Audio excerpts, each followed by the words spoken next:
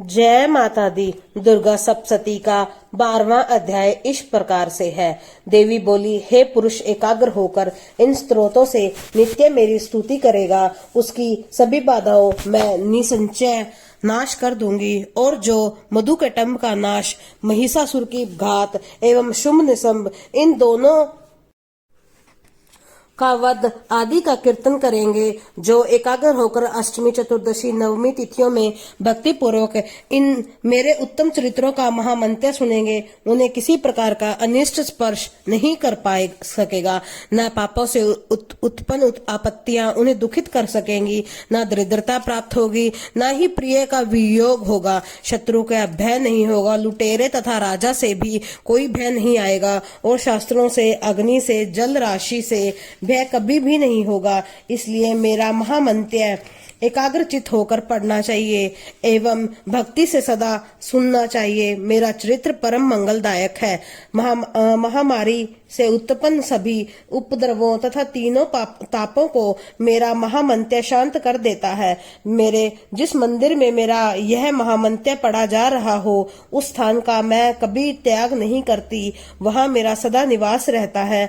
बलिदान, पूजा, अग्निहोत्र इन महोत्सव में इस मेरे सारे चरित्र का पाठ करें और श्रवण करें। इस प्रकार से विधि विधान कर अथवा बिना जाने बलि, पूजा, हवन आदि जो कुछ भी करेगा, उसे मैं प्रतिपूर्वक ग्रहण कर लेती हूँ। शरद काल में मेरी वार्षिक महापूजा की जाती है। उस अवसर पर जो मेरे इस महामंत्र को भक्ति के साथ सुनेगा, उसकी सभी बाधाएं विंचित हो जाएंगी और वह धन, धान्य, पौत्रादि से संपूर्ण हो जाएगा। मेरी उस पर कृपा होगी, इसमें संशय नहीं है। मेरे इस महामंत्र को, मेरी उत्पत्ति की पवित्र कथाओं को एवं युद्ध में मेरे पराक्रम को जो मनुष्य सुनेगा, वह सर्वदा निर्भय हो जाएगा। मेरे महामंत्र सुनने वाले पुरुषों के शत्रु नष्ट हो जाते हैं, कल्याण प्राप्त होता है तथा कुल आनंदित रहता है। सभी शांत कर्मों में स्वप्न देखने पर, ग्रहों की द्रवण पीड़ा होने पर मेरा महामंत्र श्रवण करें, उसके सभी उपद्रव शांत हो जाते हैं। ग्रहों की दारुण पीड़ाएं निर्वित हो जाती हैं। मनुष्य का देखा हुआ बुरा स्वप्न सुख स्वप्न हो जाता है। ग्रहों द्वारा पीड़ित बालकों के लिए यह महामंत्र शक्तिदायक है। मनुष्य में फूट हो जाने पर यह महामंत्र मित्रता कराने में परम उत्तम है। सभी दुराचारियों के बल को भली भांति नाश कर देता है। पढ़ने से ही राक्षस, भूत, पिशाच आदि का नाश हो जाता है और मेरा यह सारा महामंत्र मेरी सन्निधि प्राप्त करा देता है।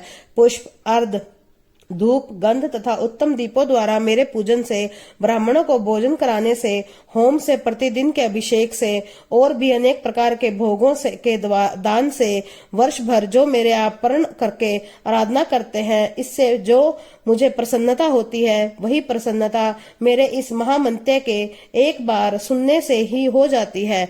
इसे सुनते ही सभी पाप नष्ट हो जाते हैं, फिर आरोग्य प्राप्त हो जाता है।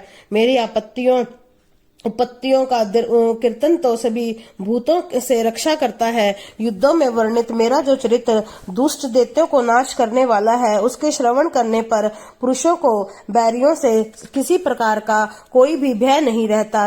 हे देवतागण, तुम लोगों ने भी जो मेरी स्तुति की है एवं महर्षियों ने जो की है और ब्रह्मा जी ने की है, वे ही सभी मंगलमयी बुद्धि देता है। वन में शून्य स्थान पर तथा वन की अग्नि से घिरे जाने पर, शून्य स्थान से में डाकुओं से घिर जाने पर, शत्रुओं द्वारा पकड़े जाने पर, अथवा वन में शेर, चीता, जंगली हाथियों के पीछा करने पर क्रोध में आकर राजा ने वध की आज्ञा दे दी हो, या कैद में पड़ गया हो, अथवा महासमुद्र में महाजहाज पर बैठने के बाद भारी तूफान आ जाए, उससे जहाज डगमगाने लगे, ऐसे अवसर पर घोर संग्राम में शस्त्रों का प्रहार होने लग जाए, सब प्रकार की बाधाएं पड़ रही हो, किसी महापीड़ा से आकुल हो, इस प्रकार की सभी घोर विपत्तियों से इस मेरे चरित्र का श्रवण करने वाला पुरुष छूट जाता है। मेरे प्रभाव से शेर आदि हिंसक, डाकू तथा शत्रु मेरे चरित्र के श्रवण करने से पुरुष से सभी दूर भाग जाते हैं। ऋषि बोले, इतना कहकर भयंकर पराक्रम वाली भगवती चंडिका सभी देवताओं के देखते देखते वहां पर अंतर्ध्यान हो गई। वे सभी देवता निर्भय होकर पहले के समान अपने अपने अधिकार प्राप्त करके, जिनके शत्रु नष्ट हो चुके थे, यज्ञ भागों के भोगता हुए।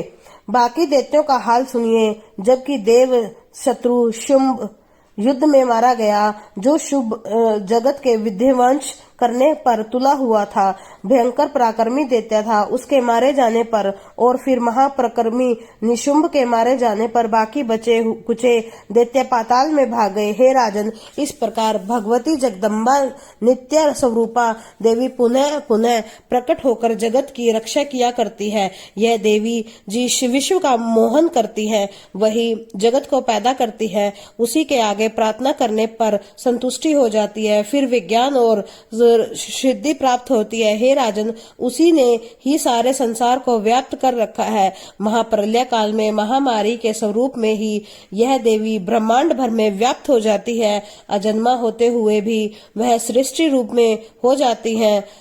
वही सनातनी देवी समय समय पर प्राणियों की स्थिति किया करती है। मनुष्य के उन्नति के समय में वही देवी घर घर वृद्धिदायिनी लक्ष्मी रूपा को हो जाती है। फिर अभाव के समय विनाश के लिए अलक्ष्मी अदृत्रता भी बन जाती है। पुष्प, धूप, गंध आदि सामग्रियों से पूजा हुई, फिर स्तुति करने पर यही देवी धन, पुत्र, धर्म में मति, शुभ गति आदि प्रदान करती है। इस प्रकार से दुर्गा सप्तशती का 13वां अध्याय का समापन होता है। जय माता दी। माता रानी आपकी हर मनोकामना पूर्ण करे। इसी प्रकार से दुर्गा सप्तशती के आगे के अध्यायों को सुनने के लिए मेरे चैनल को शेयर कीजिए, सब्सक्राइब कीजिए और देखते रहिए मेरे चैनल को जिंदगी मेरी जुबानी। जय माता दी।